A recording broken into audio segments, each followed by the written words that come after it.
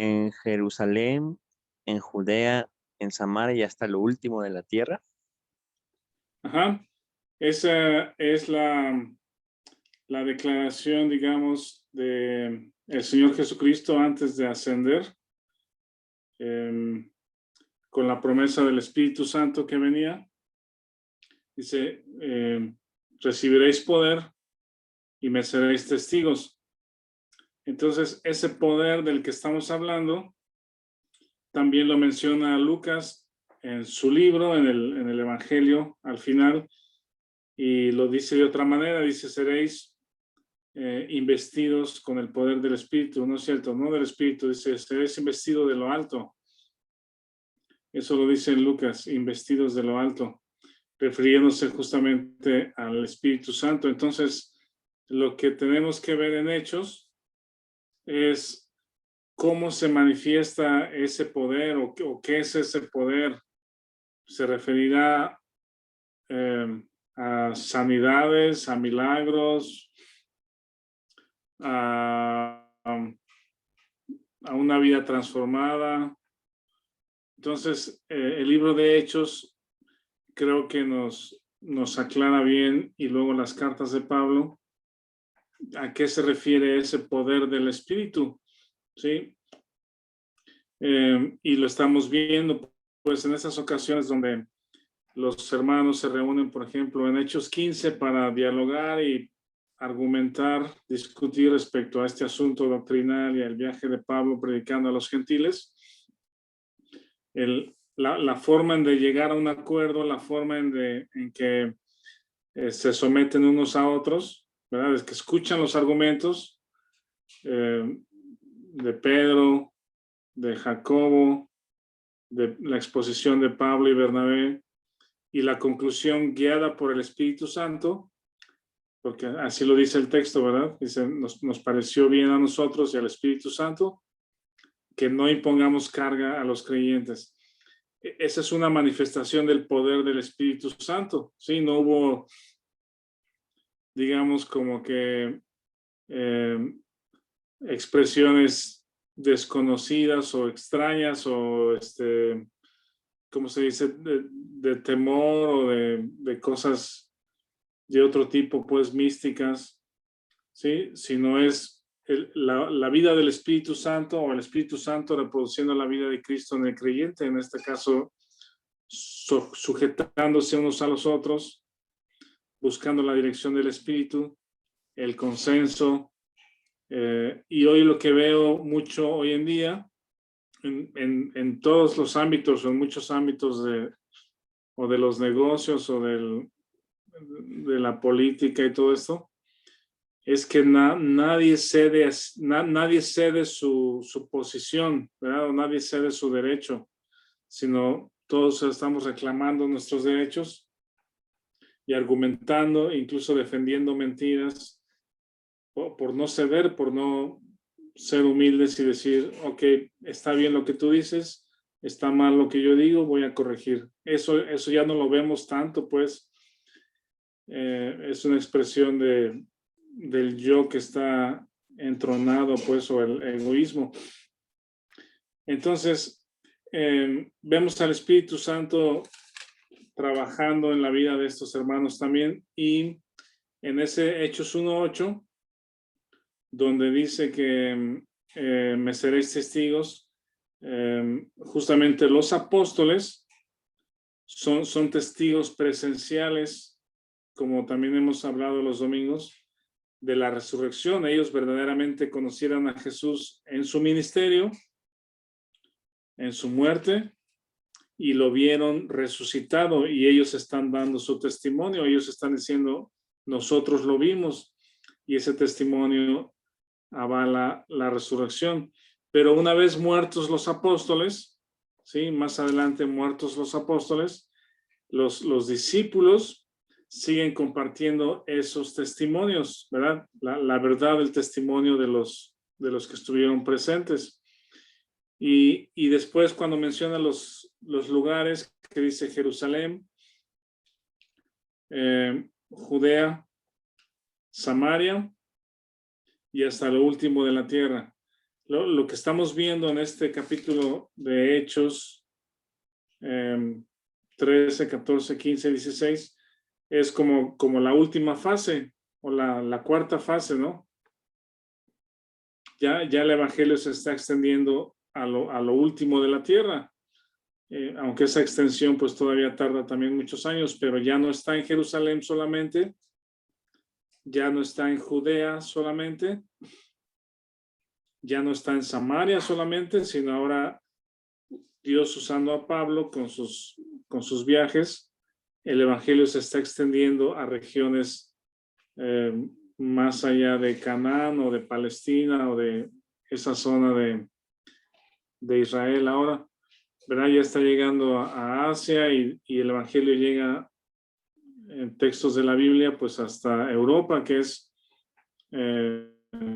Turquía, Italia, España.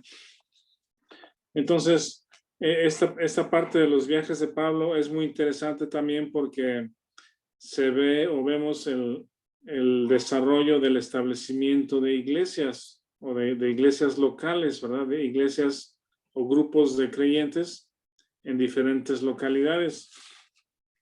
En el capítulo 16 vimos Filipos, el viaje a Filipos ahí en el 16:11. Y solo recordando rápido, se convierte Lidia y su familia. Invitan a Pablo, Bernabé, a Lucas y a Timoteo a quedarse en su casa. Después, esto es allá en Filipos. Filipos es parte de, o está en Macedonia, que es donde Pablo tuvo esta visión de pasa a Macedonia y ayúdanos. Entonces, las tres historias que vemos ahí en esta parte de la visita a Filipos es que esta mujer vendedora de telas púrpura hacía oraciones, se reunía con otras mujeres. No había hombres judíos suficientes por lo menos para establecer una sinagoga.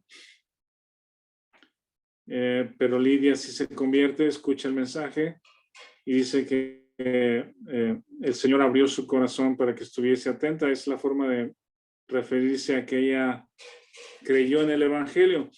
Y después vemos que hay, ¿cómo se llama? Actividad, pues sí, de demonios, de adivinación, ¿verdad? Con esta joven que está adivinando y los amos de esta joven sacaban, dice, grande ganancia. Y cuando Pablo echó al demonio de ella, dice, en el nombre de Jesucristo, te mando que salgas de ella. ¿Sí? Entonces, este espíritu de adivinación salió y los hombres acusaron a Pablo por ser judíos. Ese fue el argumento. Pero la motivación real fue que estaban perdiendo su negocio, ¿verdad? Entonces, la tercera historia ocurre en la cárcel, cuando Pablo y Silas están en la cárcel hasta adentro y el carcelero tenía que escuchar el evangelio. Era la persona, él y su familia, pues que Dios tenía preparados de alguna manera para escuchar el evangelio. Entonces viene este temblor, el carcelero se quiere matar y Pablo le dice, no tengas daño, aquí estamos. Por cierto, Pablo y Silas cantando, ¿verdad? Y orando. Entonces, en esos cantos y oraciones, entendemos que de alguna manera ellos estaban hablando o cantando el evangelio, porque estaban hablando de la salvación. De otra manera, el carcelero no hubiera sabido o preguntado qué tengo que hacer para ser salvo. De alguna manera, ellos en sus oraciones y en sus cantos seguramente estaban expresando la salvación. de tal manera que estaban predicando en sus cantos.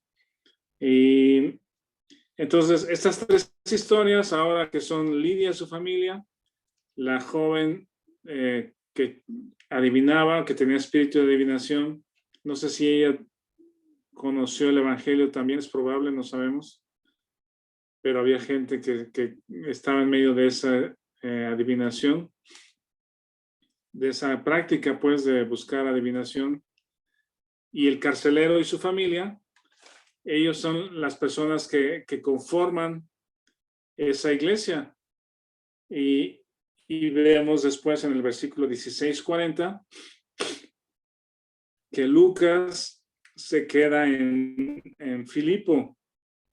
Y decíamos que esta práctica o estrategia de Pablo, moviendo sus piezas o moviendo o usando sí, usando de alguna manera a los jóvenes o varones que viajaban con él, era para predicar el evangelio, pero también para que cuidaran a las iglesias, ¿sí? Entonces, Pablo tenía que salir y Lucas se quedó ahí en Filipo para seguir enseñando a los creyentes. Eso lo vemos en el 16:40, dice, entonces, saliendo de la cárcel, entraron en casa de Lidia y habiendo visto a los hermanos, los consolaron y se fueron. Entonces, vean esto, a ver si lo puedo explicar o expresar. Pablo trae un plan, ¿verdad?, en la cabeza, que es viajar a algunos lugares de Asia y el Espíritu Santo no les permite ir para allá. En 2 ocasiones dice, y el Espíritu Santo les prohibió ir allá. Y entonces el hombre macedonio en la visión les dice, ven, ayúdanos. Entonces entendieron que Dios quería que fueran a Macedonia y no a Asia. Entonces cambian su ruta o su plan a Asia. Y ya estando en Filipo, el plan de Pablo es ir a una sinagoga, ¿verdad? Esa es su primera estrategia, pues poner un pie en la ciudad mediante la sinagoga a los judíos y predicar a los judíos. Entonces llega a Filipo y se encuentra que no hay sinagoga. Entonces, ¿qué hace Pablo? Pues ajusta el plan, por decir, o cambia de plan, y indagan que hay unas mujeres orando en la playa y van con ellas y ahí comparte el evangelio. Entonces, después se arma un escándalo porque ellos son judíos y terminan en la cárcel. Y entonces, a ese momento, ya varias veces ha cambiado el plan de Pablo, ¿sí? Mi punto es, Pablo entiende que el que lleva la batuta o el que lleva la agenda de dónde y cómo es el Espíritu Santo, ¿verdad? O sea, Dios es el que está en control y Pablo se deja usar, como instrumento. No sé si estuvo contrariado por el cambio de planes, ¿no? O como les digo, insistiendo, no quiero ir a Asia, tengo que ir a Asia. O no, aquí yo vengo a predicar a los judíos y si no a los judíos me voy de aquí. O en la cárcel, ¿qué estoy haciendo aquí en la cárcel, Dios? Pues si yo soy el gran apóstol Pablo, pues predicador en las grandes iglesias, y no, está en la cárcel predicándole a un hombre que necesita escuchar el evangelio. Entonces, eso es de llamar la atención, la flexibilidad, la sencillez o la disposición de Pablo para cambiar sus planes y que el que lleve la batuta sea el Espíritu Santo, no está aferrado a una forma de trabajar. Y vemos que esa es la forma, creo yo, esa es la forma en que el Espíritu Santo funda las iglesias o establece iglesias o iglesias locales en diferentes ciudades. ¿Alguien tiene algún comentario hasta aquí o alguna observación de Filipo? Ok, si no, vamos a ver lo que Pablo les escribe a los filipenses unos años después, ahí en el libro Filipenses. Alguien que lea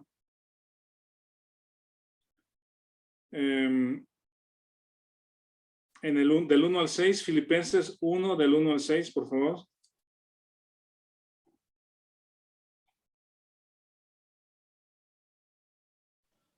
Yo lo leo.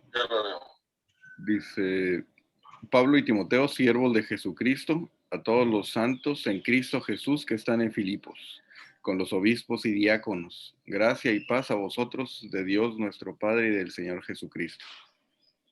Doy gracias a mi Dios siempre que me acuerdo de vosotros, siempre en todas mis oraciones rogando con gozo por todos vosotros, por vuestra comunión en el Evangelio, desde el primer día hasta ahora, estando persuadido de esto, que el que comenzó en vosotros la buena obra, la perfeccionará hasta el día de Jesucristo. Ajá. Tengan en mente cuando leamos Filipenses o cuando lean Filipenses, tengan en mente a Lidia y su familia, la gente que buscaba la adivinación y quizá ellos se convirtieron, aunque el texto no lo dice, y el carcelero y su familia. Y a partir de ellos se establece una iglesia. Lucas es el que les enseña, los establece en la fe, les enseña acerca de Jesucristo. Y entonces cuando Pablo les escribe años después, hay varias cosas interesantes. La primera es que dice a los santos en Cristo, que Jesús, que están en Filipos, con los obispos y diáconos. ¿Qué piensan de eso? Algunos años después ya hay obispos y diáconos. ¿Qué significa eso? Que había ¿Qué? obispos es ancianos, ¿no? Y Que la diáconos, iglesia ya hermanos estaba que mejor servían organizada. también. Los obispos son los ancianos o pastores. Ajá. Sí, Octaviano. Disculpe, hermano, que la iglesia estaba ya mejor organizada. Sí, aunque no sé si necesariamente la palabra organizar es la palabra correcta. Sí, pienso que una cosa es estar organizado, que tal vez sí es parte de eso, pero más bien la iglesia estaba creciendo en madurez, ¿verdad? De tal manera que ya había varones cuidando de la iglesia, ¿sí? En esa parte, si te refieres a estar organizados con un liderazgo maduro, eso sí es correcto, pues, ¿verdad? Y ese es el propósito de Pablo. Una y otra vez lo vemos que la iglesia o el plan para la iglesia es que tenga personas que la cuiden, ¿sí? Que la edifiquen, que la enseñen, que las guíen, que sean los pastores. Y siempre vemos que es plural. Nunca vemos que sea el pastor de Filipo. Quizá Lucas al principio tuvo esa función de pastorear a los creyentes en Filipo, ¿verdad? Pablo se fue, Lucas se queda, y Lucas funge de alguna manera como pastor, porque es el que está enseñando a los creyentes, pero esa función de pastor, ¿sí? Se convierte en una función múltiple o plural de personas, de varias, que ahora le llama obispos y diáconos. Y no tengo el dato aquí, pero a ver si alguien lo encuentra. ¿En qué fecha Pablo llegó a Filipo? ¿Y en qué fecha Pablo escribió a los filipenses? ¿Verdad? ¿Cuánto tiempo pasó entre la visita y la carta? No creo que haya pasado mucho. Si no mal recuerdo, en el año 50 fue el concilio en Jerusalén y después de eso, tiempo después salió en su segundo viaje misionero. Y las cartas de Pablo se escriben por ahí de los años 60, 64. No tengo el dato en la cabeza, por ahí tengo un gráfico, pero no lo traje. Pero no creo que hayan pasado más de 15 años posiblemente. Estoy Es el haciendo... segundo viaje misionero, ¿verdad, Rafa? Sí, el segundo viaje, ¿en qué año fue? Del 49 al 52. Ok, 49 a 52. Y se escribe Filipenses del 61 al 63. Ok, entonces sí estamos por ahí como los 11, 12 12, años. 13. Ajá. Tal vez. Entonces, en ese periodo, gracias, Chava, en ese periodo de 11, 12, 13 años, el plan de Pablo y de Lucas no es que Lucas fuera pastor permanente, por decirlo de una manera, sino que Lucas enseñara a los varones para que los varones crecieran y ellos cuidaran a la iglesia. ¿Sí? Y ya años después, cuando les escribe, ya hay establecidos obispos y diáconos. Si se acuerdan de el antecedente de Hechos 6, que los diáconos eran personas enfocadas al servicio. Diáconos significa servidores. Y ellos tratan los asuntos administrativos de servicio, ¿sí? Entonces, en la iglesia debe haber un grupo de personas o encargados de las cuestiones, pues, de materiales de servicio, de limpieza, de organización, en este caso comida, servir las mesas, ¿sí? Poner sillas, hacer limpieza, prender el proyector, no sé, organizar las finanzas o tener cuidado de las finanzas, las ayudas a diferentes ministerios. Hay muchas cosas que se pueden hacer y los diáconos deben de ser los encargados de hacer eso. Y el otro lado de Hechos 6, o la otra parte, los apóstoles dicen, nosotros tenemos que encargarnos de la enseñanza de la palabra y las oraciones de la palabra y las oraciones. Eso es lo que hacen los ancianos, preparar los materiales, estudiar, enseñar, discipular, ¿verdad? El cuidado más espiritual, digamos, o de llevar a la iglesia a madurez y cuidar a la iglesia de falsas doctrinas, en fin. Entonces, en ese periodo de pocos años, 10, 11, 12, ya no sé si el carcelero mismo se convirtió en un obispo o en un diácono, ¿verdad? Pues posiblemente el carcelero llegó a ser un extraordinario diácono en la iglesia, no lo sabemos, pero a lo mejor por su formación y su actitud de servicio o de saber cuidar cosas o administrar cosas, pudo haber sido un buen, ¿cómo se llama? Un buen diácono, o no sabemos, pues, pero posiblemente sí lo fue. Entonces, ese es el plan, que años después la iglesia no está desamparada y, ¿cómo se llama? Y sin cuidado, sino una vez fundada o predicado el evangelio, Pablo tiene el suficiente cuidado y el deseo de que la iglesia crezca en madurez. Entonces, continuando ahí en Hechos 17, el siguiente viaje es la ciudad de Tesalónica. ¿Alguien puede leer del 1 al 9? Hechos 17 del 1 al 9, por favor. Y vemos el mapa también. Aquí lo tengo. Sí, adelante, por favor. Dice, pasando por Anfípolis y Apolonia, llegaron a Tesalónica, donde había una sinagoga de los judíos, Y Pablo, como acostumbraba, fue a ellos y por 3 días de reposo discutió con ellos, declarando y exponiendo por medio de las Escrituras que era necesario que el Cristo padeciese y resucitase de los muertos, y que Jesús, a quien yo os anuncio, decía él, es el Cristo.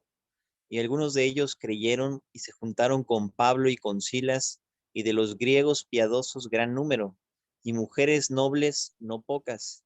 Entonces los judíos que no creían, teniendo celos, tomaron consigo a algunos ociosos, hombres malos, y juntando una turba, alborotaron la ciudad, y asaltando la casa de Jasón, procuraban sacarlos al pueblo, pero no hallándolos, trajeron a Jasón y a algunos hermanos ante las autoridades de la ciudad, gritando, estos que trastornan el mundo entero también han venido acá, a los cuales Jasón ha recibido, y todos estos contravienen los decretos de César, diciendo que hay otro rey, Jesús, y alborotaron al pueblo y a las autoridades de la ciudad, oyendo estas cosas, pero obtenida fianza de Jasón y de los demás, lo soltaron. Sí, muchas gracias. Esto es muy bueno porque ahí en el mapa vemos que Tesalónica está ligeramente ¿cómo se llama? Al occidente de Filipos. Ahí está Tesalónica. Y resulta que en Tesalónica sí había sinagoga. Entonces, esto es interesante porque reafirma que los de Filipos no tenían sinagoga, no porque fuera una ciudad alejada pues de Jerusalén, ¿verdad? Porque el tema de las sinagogas pues es la expansión de la religión judía también y estableciendo estos lugares de enseñanza o de culto, digamos, de los judíos, enseñando la ley de Moisés y que se fuera extendiendo de alguna manera. Entonces, en Filipo no había sinagoga, en Tesalónica sí había sinagoga. Y la diferencia es que parece que los de Filipo eran muy celosos, ¿verdad? Y el argumento que tuvieron contra Pablo fue, y nosotros por ser romanos, y ellos son judíos, parecía que eran muy celosos y no dejaban entrar a los judíos fácilmente o no los aceptaban. Quizá un asunto de raza era en Filipo, pero allá en Tesalónica sí alcanzaron a llegar judíos, había suficientes y había una sinagoga. Entonces ahí es donde Pablo llega primero a la sinagoga de Tesalónica. Y me gusta el versículo 3 y 4, porque Pablo tenía la entrada a las sinagogas como fariseo, hasta que se corría el rumor de quién era él, pero de inicio él podía entrar a las sinagogas. Dice que por 3 semanas estuvo, o 3 días de reposo estuvo enseñando las escrituras.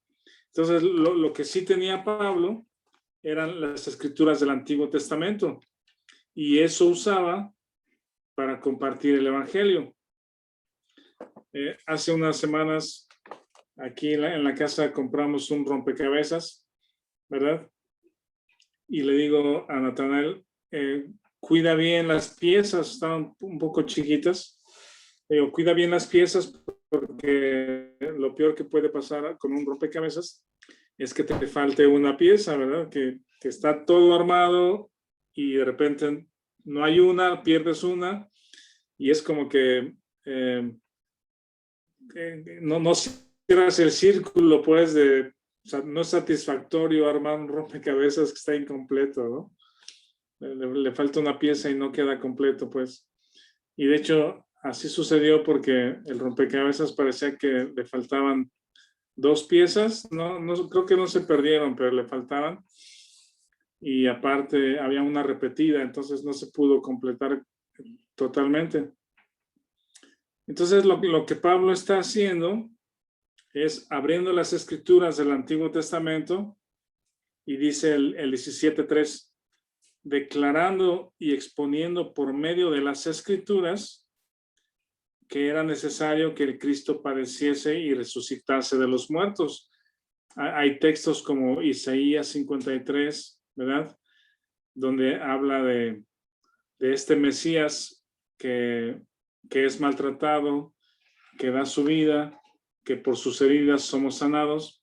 Y ese es el tipo de textos que Pablo usa para apuntar a Jesucristo. Y entonces la conclusión o el cierre o la pieza final del rompecabezas, aquí la menciona, dice, era necesario que el Cristo padeciese y resucitase de los muertos y que Jesús, a quien yo anuncio, Él es el Cristo. ¿Verdad? Esa es la pieza final o importante del rompecabezas. Es como que los judíos tienen,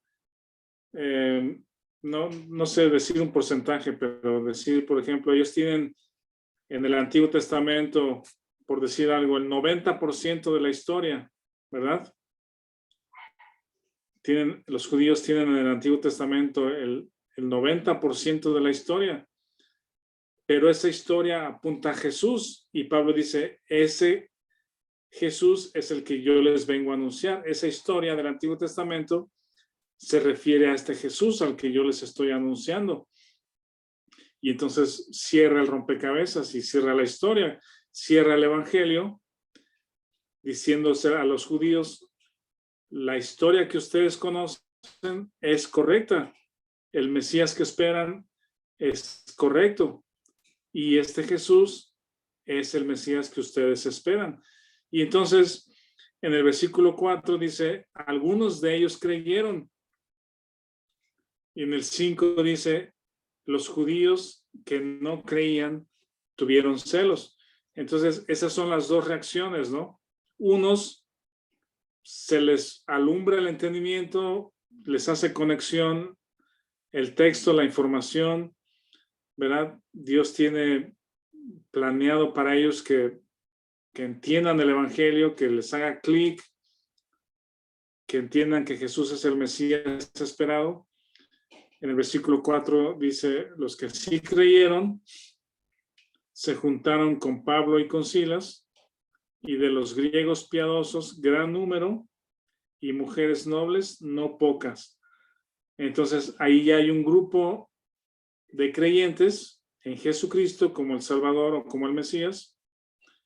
Y en el 5 hay un grupo que no creen y que tienen celos y que se oponen y que son los que arman los escándalos o el escándalo para expulsar a Pablo de ahí. Y ya se menciona un hombre, Jasón, que fue el que los recibió aparentemente.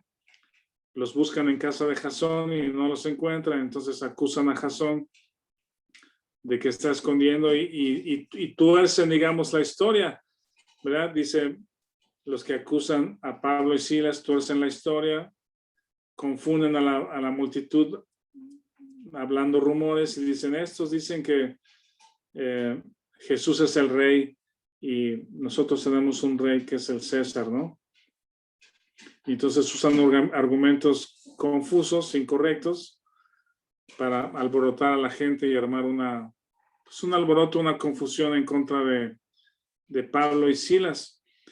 Y entonces dice en el versículo 17:10, dice, inmediatamente los hermanos enviaron de noche a Pablo y a Silas hasta Berea.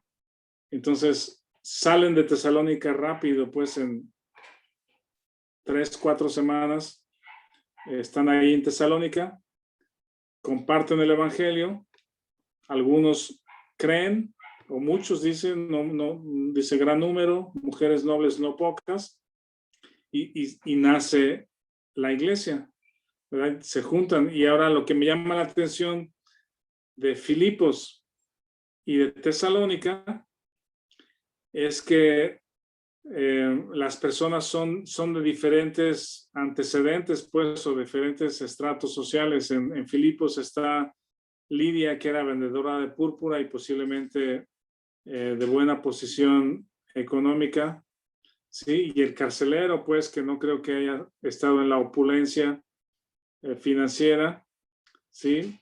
Y ambos tipos de personas conviven juntos, ahora son parte de la iglesia los une, el evangelio los une, pues.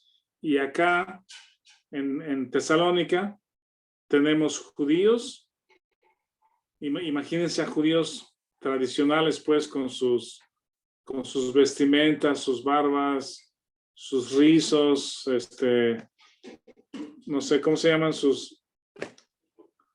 El kipá. ¿El qué? Kipá.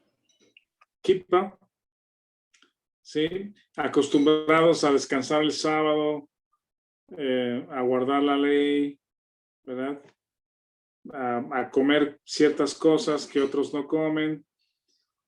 Y de pronto dice, ahí en Tesalónica, dice, de griegos piadosos, gran número. También creyeron. Entonces, los griegos tenían otras costumbres, ¿verdad? Otras formas de hablar, otras costumbres de comida, de qué hacer los sábados. A lo mejor los sábados hacían otras cosas o comerciaban, no sé, ¿verdad? Y dice mujeres nobles. Las mujeres nobles también tenían sus propias costumbres y eran mujeres nobles de la nobleza, digamos, de la alta sociedad. Y traslademos eso un poquito a nuestros tiempos, ¿no? Mujeres de alta sociedad ahí tomando el cafecito con las amigas y haciendo yoga, no sé, ¿no? Y luego hombres griegos, comerciantes o no sé, del mercado de abastos, gente de allá que se convierten a Cristo, y luego los judíos que son religiosos tradicionales con sus vestimentas y religiosos y ahora están juntos. Imagínense a tipos diferentes de personas que ahora están juntos en una reunión queriendo conocer y aprender más acerca de Jesucristo. Y lo que los une no es su posición social, no son sus costumbres, sino es el evangelio, es la causa de Jesucristo. Eso me parece muy, muy relevante, pues, porque la iglesia está formada de diferentes tipos de personas unidos por el Espíritu Santo. No necesariamente la iglesia son personas de los mismos estratos sociales o muchas cosas en común, sino la iglesia nos amamos por lo que somos en Cristo. ¿Alguien tiene algún comentario, alguna observación de esto hasta aquí? ¿Qué piensan? Que yo quisiera opinar cómo Dios orquesta la iglesia.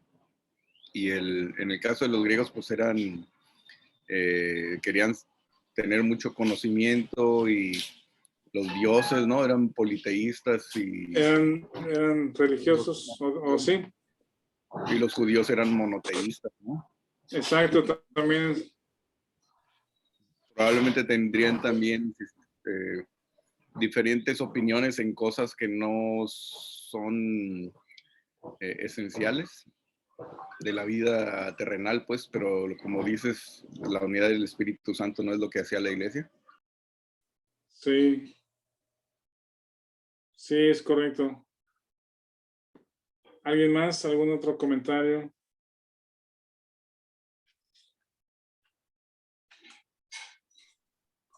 Rafa. ¿Nadie más? Sí, Marcos. Rafa. Bueno, pensando un poquito más atrás, cuando hablamos de los tiempos en que se dio el concilio y se escribió la carta a los filipenses, ¿sí? Pasaron cerca de 12, 13 años.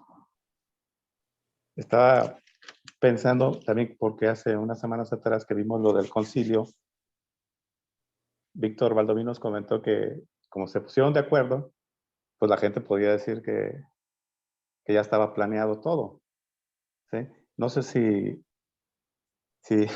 conocen algo de fútbol. Ayer, antier, se inició una Superliga, ¿sí? Que ya tiene desde tiempo atrás planeándola, ¿sí? Y se Ajá. pusieron de acuerdo y no pasaron ni 48 horas y ya está prácticamente deshaciéndose esa Superliga.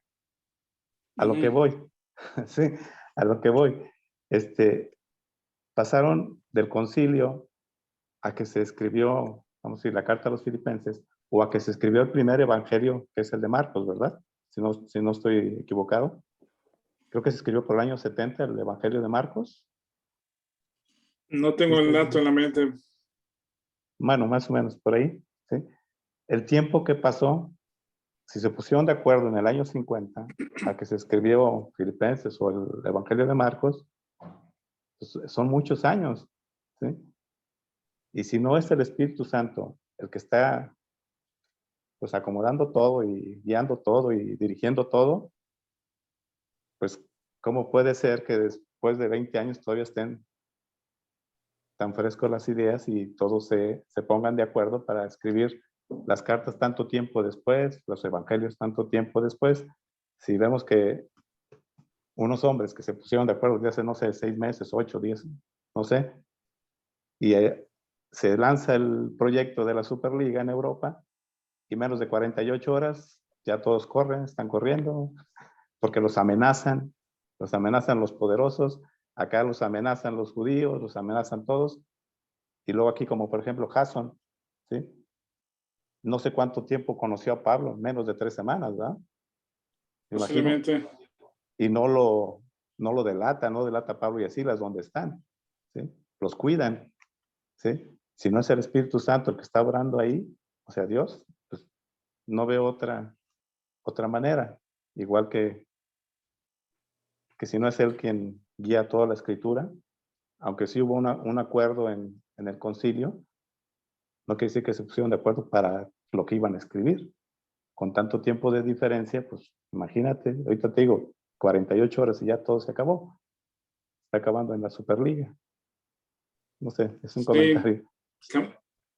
no hubo cambios de opinión, Exacto, no hubo cambios de opinión, ¿verdad? nadie se bajó del barco, ¿sí? De los que estaban ahí Ah, en el concilio.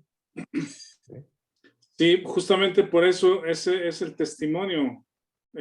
O sea, el concepto de testimonio o de ser testigo, por eso también es relevante, porque el testimonio de todos ellos coincide, ¿verdad? Con el paso del tiempo, no platican historias diferentes o ideas contrarias o opuestas, ¿no? Que Pedro empezara a predicar una cosa y que Pablo continuara predicando otra cosa opuesta, ¿no? Justamente eso es lo que estábamos viendo, que cuando estábamos estudiando las cartas de Pablo, las cartas de Pedro, las cartas de Juan, es sobresaliente que coinciden, ¿sí? Cada quien a su estilo, con diferentes temas de pronto, pero en lo esencial del Evangelio y acerca de Jesucristo hay una coincidencia extraordinaria, porque justamente es el testimonio que ellos están dando acerca de Jesucristo y de ese testimonio coincide. Por eso puede permanecer la verdad y como escribe Víctor ahí, 2000 años después, la verdad continúa y sí, hay personas que se desvían de la verdad, pero se identifica claramente o rápidamente, pues se puede identificar a las personas que predican o enseñan mentira o se han desviado de la verdad, pero la verdad permanece. Correcto, muy bien, Marcos. Bueno, miren, me interesa que vayamos ahí a la primera carta de Tesalonicenses, haciendo el mismo ejercicio de Filipenses, porque es parte del cuidado que Pablo tiene de las iglesias, ¿sí? Es decir,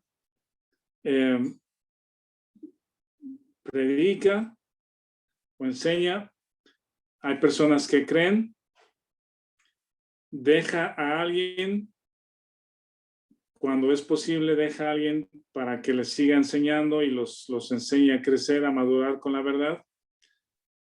La idea es que se establezcan ancianos y obispos para cuidar a la iglesia, diáconos, obispos y diáconos o ancianos, ancianos y diáconos, y les escribe cartas, y cuando puede se da una segunda visita. Sí, en el tercer viaje vemos que algunas iglesias las vuelve a visitar. Y entonces aquí en Tesalonicenses, primera carta a los Tesalonicenses, Pablo les escribe de una manera interesante. ¿Alguien puede leer del versículo 1 al 5, por favor? Primera Tesalonicenses 1, del 1 al 5.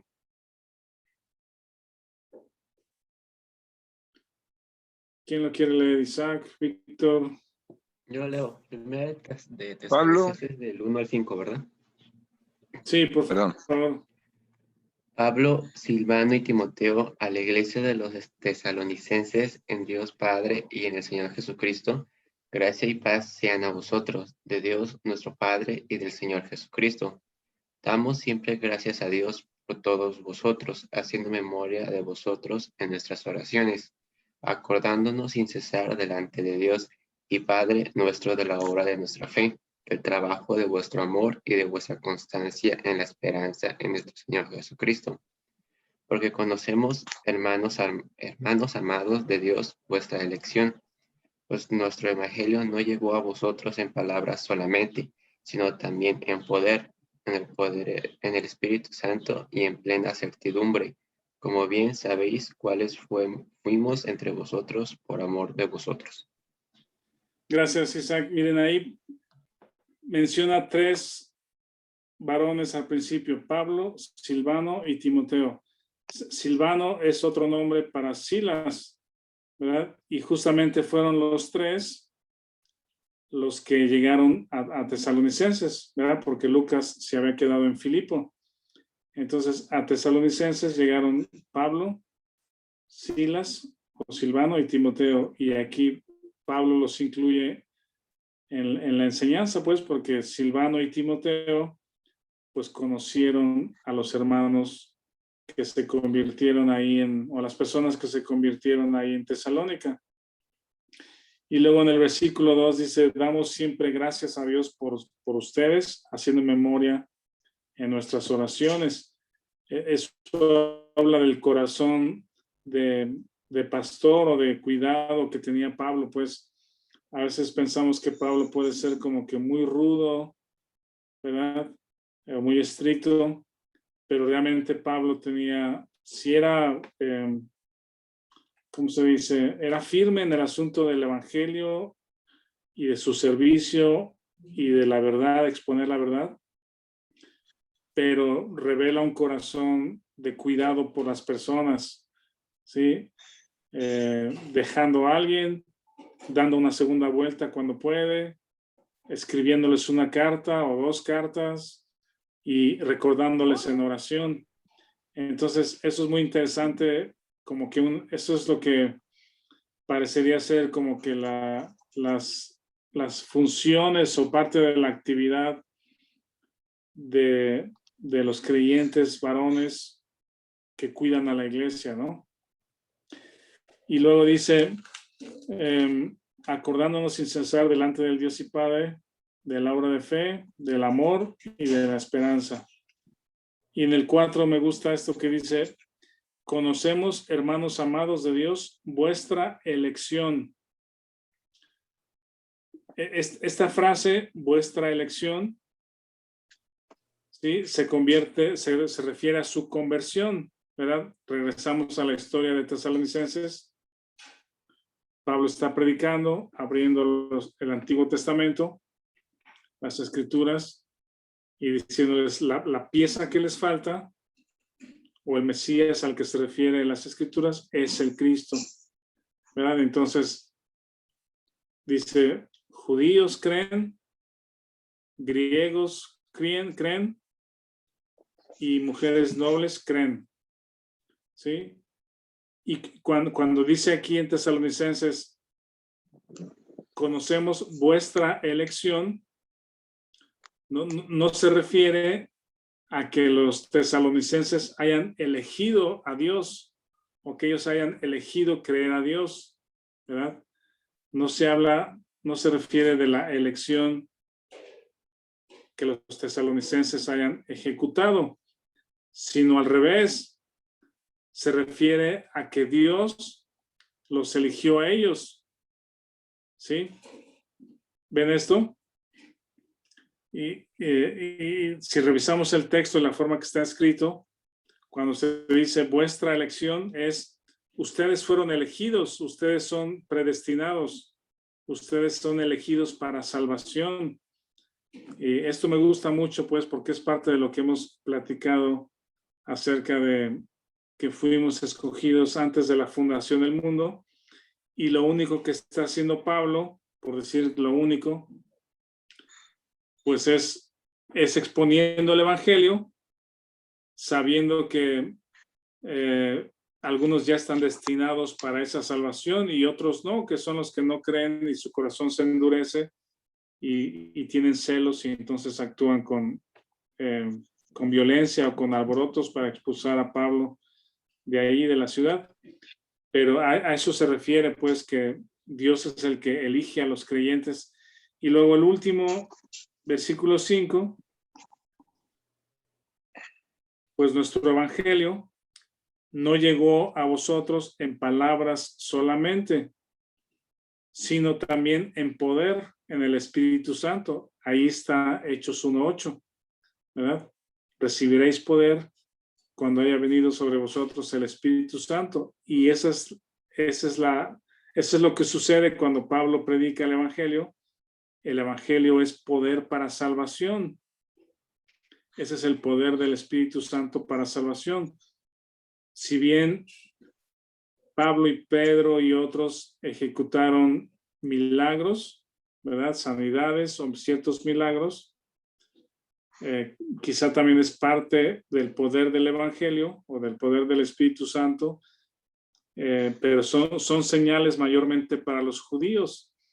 En esta parte, cuando la predicación se extiende a los gentiles, no vemos que en la predicación de Pablo a los gentiles vayan incluidos esas sanidades. Sí, si hay expulsión de demonios o como el espíritu de adivinación, pero también Pablo lo escribe en Corintios y dice, los judíos quieren señales, ¿verdad? A ver, ¿qué puedes mostrarnos como señal? Porque los judíos estaban acostumbrados a señales sobrenaturales. Dice, y los gentiles o los griegos buscan sabiduría, como que esa es la forma de atraer la atención. Entonces Dios tiene misericordia de los judíos mostrando señales, pero son señales para los incrédulos, para que vengan a la fe. Y los gentiles buscan sabiduría, conocimiento, pero Pablo llega a una conclusión diciendo que el evangelio no es con señales, ni tampoco sabiduría humana, sino es poder del Espíritu Santo. ¿Aquí tienen alguna observación o preguntas? ¿Algún comentario?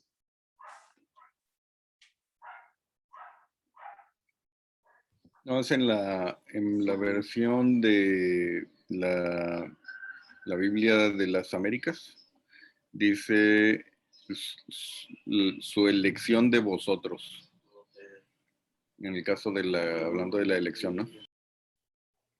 La elección de vosotros, sí, ellos fueron elegidos por Dios y no los tesalonicenses escogieron o eligieron seguir a Cristo o seguir a Dios, exacto. Esa es la conversión, que Dios nos salva, Él es el que nos rescata. Bueno, regresando entonces acá a Hechos 17.